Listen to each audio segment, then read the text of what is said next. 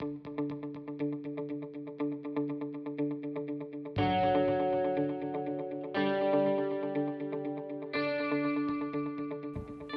does clear and dominant mean?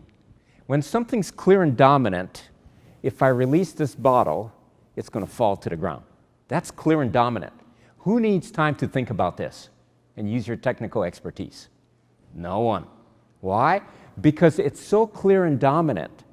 What we're saying is that the initial conditions of holding the bottle, plus the event of releasing the bottle and knowing about the law of gravity, we can predict the future outcome. Therefore, there is no decision-making needed because the initial conditions govern the final conditions. Does that make sense to everybody? Okay, that's clear, dominant, and simple. When something is not clear, dominant, and simple, we call it complex. That is when we need technical expertise. So, if something is not clear and dominant, where we can totally understand the initial conditions and predict the final outcome, we're forced now to use our technical expertise and make a decision.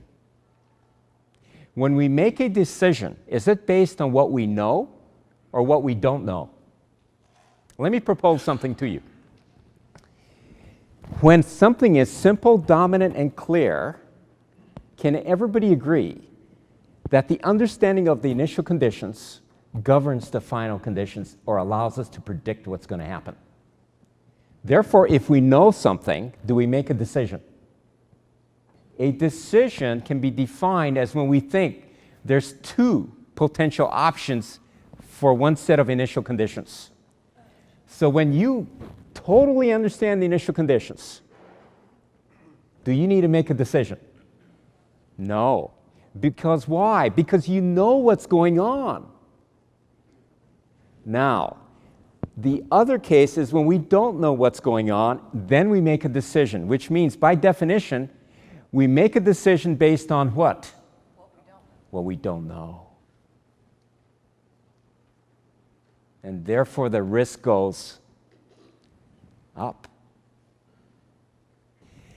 What I'm proposing is that every event, which is anything that takes time, has initial conditions, and it also has what? Final conditions. And if we understood the initial conditions totally, like this, we can predict the outcome, which means this event can happen how many different ways? Only one way. Okay?